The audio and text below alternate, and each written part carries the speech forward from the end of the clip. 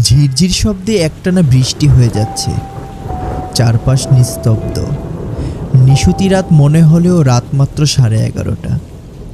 কিন্তু এই মিরসরাই মেডিকেলের লাশঘরের চারপাশে যেন নেমে এসেছে নিঝুম অন্ধকার, সাথে টিপটিপ বৃষ্টি। সালাম একটু আগে বেড নিয়ে এসেছে এখানে। উদ্দেশ্য ছিল রমেশ ডুমকে লাশটা বুঝিয়ে দেবে। Police case. লাশটা একটা যুবতী মেয়ের, বয়স আন্দাজ 24 হবে। স্বামীর সাথে রাগ করে বিষ খেয়েছে। পুলিশ আস্তে আস্তে ফুলে ঢুল হয়ে গেছে লাশ। ফুলা লাশটাকে মেডিকেলে ময়নাতদন্ত করতে পাঠিয়েছে সালামকে দিয়ে। সালাম এই লাশ বহনের কাজ করছে 4 বছর ধরে। এইসব কাজে কখনো ভয় পায়নি সে। আরও বেশ ভালোই লাগে ওর। অনেক দূর থেকে লাশ নিয়ে আসতে হলে সালামের ডাক পড়ে। অবশ্য টাকাও কম পায় না। প্রতিটা লাশ টানার জন্য 600 টাকা করে পায় সে। এ দিয়ে সপ্তাহখানেকের নেশার টাকা হয়ে যায়। ভাবতে ভাবতে আরেকটা গাঁজা ভরা সিগারেট ধরালো সালাম। সে মর্গের বাইরে অপেক্ষা করছে রমেশের জন্য। রমেশ আসলেই ওকে লাশটা বুঝিয়ে দিয়ে চলে যাবে সে। নিশুতি রাতে বের হলেই 1 বোতল বাংলা নিয়ে যায় সালাম সবখানে। এভাবে প্রায় সময় ওকে মর্গের বাইরে বসে থাকতে হয়। সরকারি চাকরি করে রমেশ, তাই কোন সময় আসে সেটার কোনো ঠিক থাকে না। আর লাশ ফেলে রেখে যাওয়ার উপায় নেই। রমেশের হাতের আঙ্গুলের ছাপ একটা সরকারি কাগজে নিতে হয় ওকে। এই ছাপের জন্যই বসে থাকে প্রায় সময়।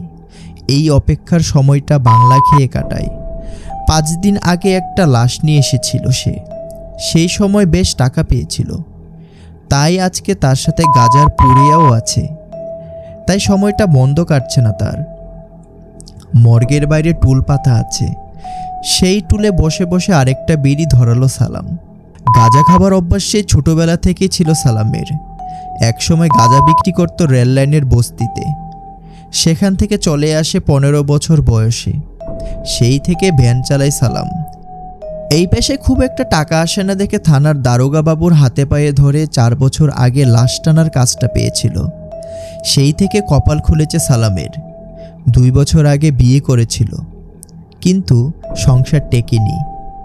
ওর বউ ফুলবানু নাকি রাতের বেলা ওর শরীর থেকে পচা লাশের গন্ধ পায়। মাস 3 আগে তাই তালাক দিয়ে চলে গেছে আরেকটা লোকের সাথে। ভাবতে ভাবতে দীর্ঘশ্বাস ফেলে সালাম। অনেকবার চেয়েছিল এই পেশা ছেড়ে দেবে, কিন্তু পারেনি। পেটের দায়ে এখনও এই পেশায় পড়ে আছে। বৃষ্টি থেমে গেছে একটু আগেই। এমন সময় হঠাৎ করে ওর সামনে এসে হাজির হলো রমেশ ডুম। বয়স 50 ছুঁই ছুঁই, কিন্তু এখনও শরীরে প্রচণ্ড শক্তি। আর এই বয়সেও দিব্যি মাল খেয়ে বেড়ায় সে। সারাদিন ঘুমায়, রাতে এসে লাশ কাটাকাটি করে। সালামের সামনে এসে দাঁড়াতেই সালাম চমকে উঠে বলল, কে গো, রমেশ কাকা নাকি? অনেকক্ষণ চুপচাপ থেকে হু হু করে হেসে ফেলল রমেশ। কিন্তু অন্ধকারে সেই হাসি শুনে হঠাৎ করে যেন ভয় পেয়ে গেল সালাম। বলল, কি গো রমেশ কাকা, এমন করে হাসো কেন? কেসো না রে সালাইম্মা, দেখলাম তুই কতটা ডরাস রাইতে। বলেই আবার হাসি শুরু করে দিল রমেশ। রেগে গেল সালাম। আমি ডরাই রাইতে, আর তুমি যে এতক্ষণ বসাইয়া রাখলা এই লাশ ঘরের সামনে, বইতে বইতে পা দুখানা শেষ হয়ে গেল। এতক্ষণ যে তুমি বৃষ্টিরে ডরাইলা।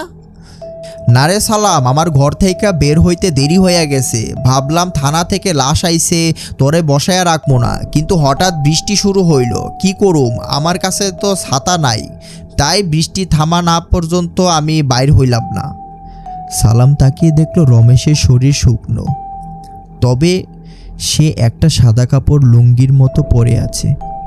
মুখে খোঁচা খোঁচা দাড়ি, সাথে খালি গায়ে সাদা লুঙ্গি পরহিত রমেশকে দেখে খানিকটা ভয় পেল সালাম।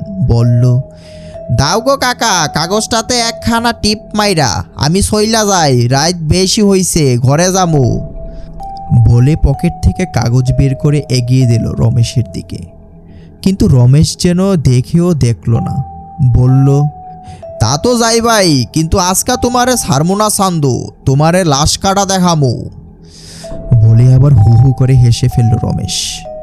না না, আমার কোনো স্বাদ নাই দেখনের, তুমি কাটো তোমার লাশ, আমারে টিপ দাও, আমি যাইগা। বলেই উঠে পড়তে চাইল সালাম, কিন্তু রমেশ সালামের বাম হাত ধরে টেনে নিয়ে গেল লাশ কাটা ঘরের সামনে। কোমর থেকে চাবি বের করে খুলে ফেলল দরজা।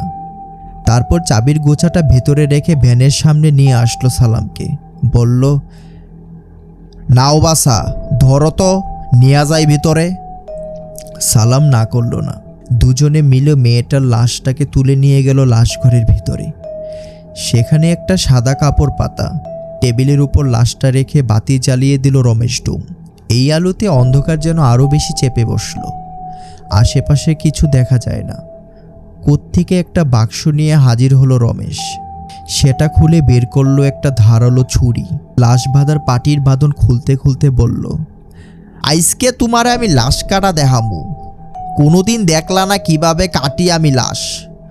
বলে হাসি হাসি মুখে তাকালো। হাসিটা দেখে হঠাৎ ভয় পেয়ে গেল সালাম। কেমন যেন একটা জড়তা চলে আসলো ওর মাঝে। মন্ত্রমুগ্ধের মতো মাথা নেড়ে সম্মতি জানালো। তারপর দেখতে লাগলো কি করে রমেশ। অদ্ভুত এক পরিবেশ তৈরি হয়েছে চারপাশে। এই অন্ধকার রাতে স্যাঁতস্যাঁতে গন্ধের সাথে একটা পচা পচা গন্ধে ভরে গেল সারা ঘর। কিন্তু সালামের কোনো অনুভূতি কাজ করছে না। সে তাকিয়ে আছে রমেশের সামনে রাখা লাশের দিকে। গন্ধের উৎস হয়তো সেখানেই। রমেশ আস্তে আস্তে 4টা দড়ি কেটে লাশের উপর থেকে পাটি সরিয়ে ফেলল। তারপর সেই লাশের উপর থেকে সাদা কাফনের কাপড়টা সরিয়ে দিল। বাঁধন খুলতে গিয়ে সালামও হাত লাগালো। উপরের দিকের কাপড়টা খুলে সালাম দেখল এক অনিন্দ সুন্দরীর মুখ। এখন ফুলে ফেপে ঢুল হয়ে আছে। চোখের নিচে আর নাকের নিচে ফোঁটো দিয়ে চাপ চাপ রক্ত। একটা দীর্ঘশ্বাস ফেলে সালাম বলল, আরে কত সুন্দর আসিল, এখন কেউ এর সুইতেও চাইব না। একদিন নিশ্চয় সবাই এই মায়ারে পাইতে চাইতো, নিজের বউ বানাইতে চাইতো। আজকে সেই লোকগুলান আর এই মায়ারে স্বপ্নেও পাইতে চাইব না। কি আজব দুনিয়া না রমেশ কাকা?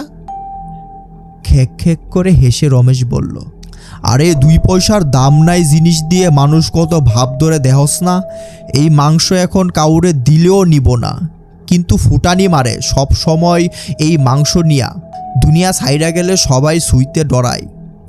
দুনিয়ার মাঝে যারা যারা ভালোবাসে তারাও এই লাশ দেখা ডরায়। বলে আবার হাসি শুরু করলো। মনটা খারাপ হয়ে গেল সালামের। রমেশের খিস্তি হাসি শুনে আরও বেশি মন খারাপ হলো। আজকে যেন বেশি বেশি হাসছে রমেশ। বেশি নেশা করলে যা হয় আর কি। সরকারি কাগজে টিপ না দিয়ে এই লাশ ঘরে আটকে রেখেছে। মাতালের সাথে বেশি কথা বলল না সালাম। রমেশ একটা ধারালো কাঁচি দিয়ে মেয়েটার উন্মুক্ত শরীরে বুকের মাঝখান থেকে ধরে একটানে সোজা কেটে ফেলল নাভি পর্যন্ত। সাথে সাথে ফিনকি দিয়ে ছুটল রক্ত পড়া। কোত্থেকে 1 গ্লাস পানি এনে ঢেলে দিল সেই রক্তের উপর। সাথে সাথে ধুয়ে পরিষ্কার হয়ে গেল। অনেক রক্ত। জীবন্ত মানুষের অপারেশন করতে অনেক কষ্ট, কিন্তু মরা মানুষের অপারেশন করা অনেক সহজ। এরপর সেই লাশের 2 দিকে সুই দিয়ে চামড়া টান টান করে ট্রের সাথে লাগিয়ে দিয়ে কাটা শুরু করলো লাশের বিভিন্ন অঙ্গ প্রত্যঙ্গ। লাশের শরীর ফুলার কারণ বোঝা গেল এবার। মেয়েটা অনেক মোটা ছিল। সারা শরীরে ভর্তি চর্বি। এই চর্বিগুলো হলদে আকার ধারণ করেছে মরার পর। সেই চর্বিগুলো কেটে কেটে একটা বালতিতে ফেলে দিল রমেশ। অনেক দিনের অভ্যস্ত হাতে একটা একটা করে অঙ্গ প্রত্যঙ্গ কাটছে রমেশ খালি হাতে। আর একটা ওজন যন্ত্রের উপর রেখে রেখে ওজন দিচ্ছে। তারপর টেবিলের আরেক পাশে সেই অঙ্গগুলো রেখে দিচ্ছে সাজিয়ে। হা করে তাকিয়ে আছে সালাম। কোনোদিন লাশ কাটা দেখিনি, আজকে দেখছে। কিন্তু খেয়াল করিনি কখন পায়ের কাছে একটা কুকুর এসে পড়েছে। হঠাৎ পায়ে একটা হালকা ছোঁয়া পেতেই ভয় পেয়ে গেল সালাম। তারপর টেবিলের নিচে তাকিয়ে দেখল রমেশের কুকুর ভূতু। সে টেবিলের তলায় রাখা বালতি থেকে মুখ দিয়ে কি যেন খাচ্ছে। হঠাৎ মনে পড়ল সালামের, এই বালতিতেই লাশের চর্বিগুলো রেখেছিল রমেশ। উপরে উঠে রমেশকে সেটা বলতে যেতেই দেখল রমেশ হাসি মুখে তাকিয়ে তাকিয়ে বলল, আরে এই জিনিসটা ভূতুর অনেক প্রিয়। ওরে ভালো কিছু তো খাইতে দিতে পারি না, তাই এখানে আসলে ও হলুদ জিনিসটা খায়। ওরে আগে বকা দিতাম, কিন্তু চিন্তা করলাম ভূতুরে ভালো মন্দ তো কিছু খাইতে দিতে পারি না, কুকুরটা যখন এই জিনিসটা পছন্দ করছে তাইলে কি হয় খাইলি একটু। বলে আবার হেসে ফেলল রমেশ। এবার কেমন যেন গা গুলিয়ে উঠল সালামের। খেতে দিতে হলে ময়লা খাবে, তাই বলে মানুষের চর্বি খাবে একটা পোষা কুকুর? নাক মুখ কুচকে আবার নিচে দেখে নিল সালাম। কুকুরটা তখনও খেয়ে চলছে চর্বি। আস্তে আস্তে কাজ করে চলছে রমেশ। সব অঙ্গ প্রত্যঙ্গ প্রায় কাটা শেষ। এমন সময় কি যেন চিন্তা করে কাজ থামিয়ে দিল সে। তারপর একটা একটা অঙ্গ আবার যথাস্থানে রেখে দিতে লাগলো। শুধু কলিজাটা পড়ে আছে টেবিলের এক কোণায়। কালচে আকার ধারণ করেছে সেটা। হঠাৎ কি মনে করে কলিজাটা একটা পলিথিন ভেঙে পেঁচিয়ে নিয়ে হাঁটা দিল রমেশ। অবাক হয়ে গেল সালাম। অবাক হয়ে জিজ্ঞাসা করলো, কই যাও কাকা? কলিজাটা কই নিয়ে যাও? তুমি কি করবা এটা দিয়া? পেছনে ফিরে তাকালো রমেশ। খুব একটা ভালোভাবে চেহারা দেখা যাচ্ছে না, দেখা যাচ্ছে শুধু হলদে দাঁতের পাটি।